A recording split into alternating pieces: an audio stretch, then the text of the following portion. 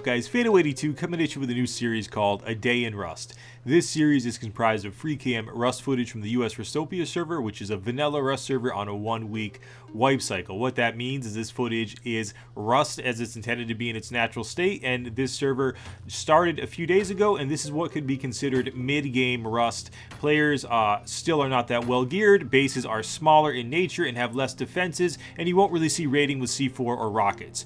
So the purpose of this series is to move from vignette to vignette and spectate from the players here from their perspective and show you what Rust is like. These are consecutive events, they're not co-occurring events because we couldn't capture them in that space, but we have to capture them one after another. We do jump from scene to scene here, and this is one day in Rust. So the players we were just taking a look at were the ABC clan. They were putting together a nice mid-game base there. They used some good tactics. We could see the airlock, and they were staying close to home at night, which is a good thing. As you can see, there's some savages out here roaming the landscape, and they have that flamethrower out, which is absolutely terrifying in the early to mid-game of Rust. It will shred through wooden parts of bases in a very short period of time, and also players. You can see that the raid party caught up to a player here who had fired a few shots on their location and quickly burned them. The raiders are now back here focusing on a base that they found that had part of it that was still wood, and they can light a few fires here, and those standing fires will work together to take down that wood in a very quick time. So they've taken that down. They've now gained access to the inner part of that base, and right on the other side of that door is a sleeper and some loot. So this is a tough scene to watch. There's a lot of raiders here, and because it's at mid-game, they're not geared in the metal armor, but they have roadside armor, so this could be considered well-geared players for this period in the game. As you can see, that door is going down, no problem with those flames. But this is terrifying. So the threat at night is not PvE, it's PvP, and it's absolutely terrifying to think of other players, you know, tearing down your door, as it would be absolutely terrifying to think of that in real life. And that's kind of, Rust simulates that vibe, and it's might not come across in the footage, but that is terrifying. You can see that the raid party was on guard there. They saw some movement in the bushes, and a player was coming up on their location with a revolver. He had fired a few shots back at the raiders here. His name is Young God. Some players go back and hide in their bases when they see raiders raiding a base. Young God instead went back and grabbed a frag grenade. He left his base with the frag grenade in hand and also his trusty revolver. I admire his spirit and his effort. He rushes back towards the raiders, crossing a stream here, and he's not going with armor. I'm not sure if he has armor at this point in time, but he's advancing on this position very aggressively, and this is what Rust is all about, guys. You can see that the raiders are up here searching for him. Every nook and cranny here, they're searching in the rocks here. They really want to get a hold of Young God. They don't like it when someone gets away from them. They are probably the bullies on this small part of the server. I don't really know, but they definitely have numbers. You can see that Young God spotted the raiders, and they spotted him in turn, firing some arrows in his location, but he was able to throw that frag grenade, taking out the raider with the flamethrower. If that formation had been a little bit tighter in terms of the raid party, he might have taken out all three. That would have been epic. But Young God, absolutely awesome effort, man. Good to see that type of fight in Rust, and that's the type of stuff we like to see, whether it's in a raid cam or just some free cam footage like this. As we go ahead and pan out here, guys, just take note that this is just but one small slice of the action going on. This was taken not when the server was on peak time in terms of the population, so there was about 280 players on, but it can sometimes get up to around 400 players, sometimes even 500 players on wipe day.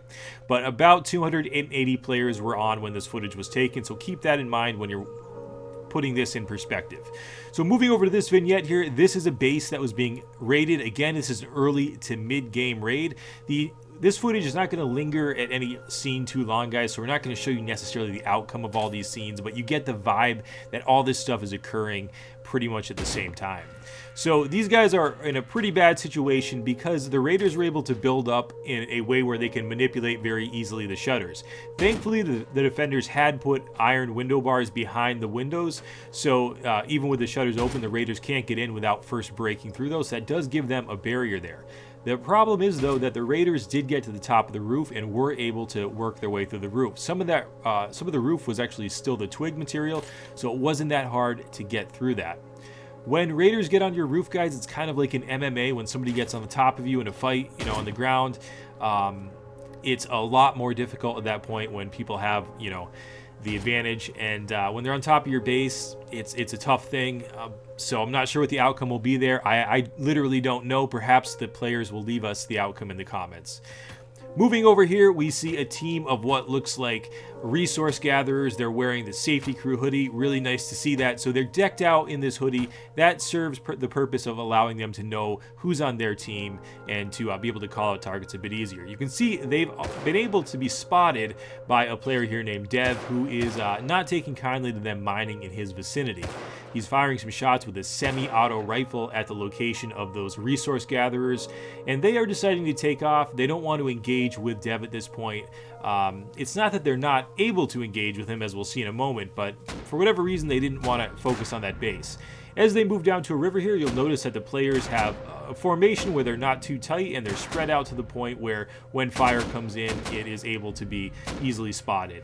The players move across the river successfully, and they've come over into a forest area, and they're taking up the location on the rocks here, so they're using the terrain to their advantage.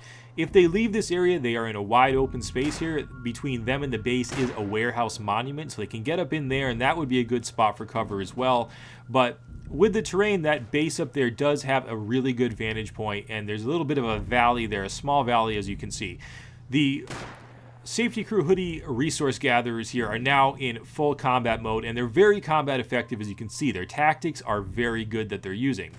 They are firing back at what is an outer perimeter flank tower here on the base. It's not even part of the main base itself. There's one defender up here with a sniper rifle, but all it takes sometimes is a few defenders to hold back a raid team. Now, this wasn't meant to be a raid. Obviously, these guys are out gathering resources, so they're just doing a bit of a skirmish here, but they have set up defensive positions in the woods, so they have the cover of the woods to their advantage. They're going to be harder to spot, but then they've thrown up those wood barricades so they can hide behind them, and that's a PvP tip that you guys always want to employ if you can. They've decided to move out from that location. As they move out, they are very aware of their surroundings, taking out players hidden in bushes, and they seem to be very combat effective. They're not just resource gatherers.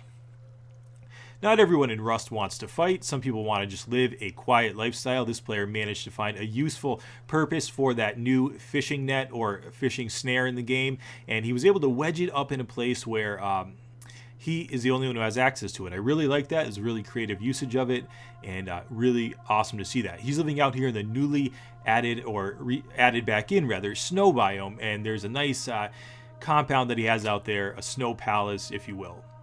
Moving on over, a lot of players in this mid-game stage are focusing on building up their bases, and they're on guard duty because it is a very vulnerable time of the game.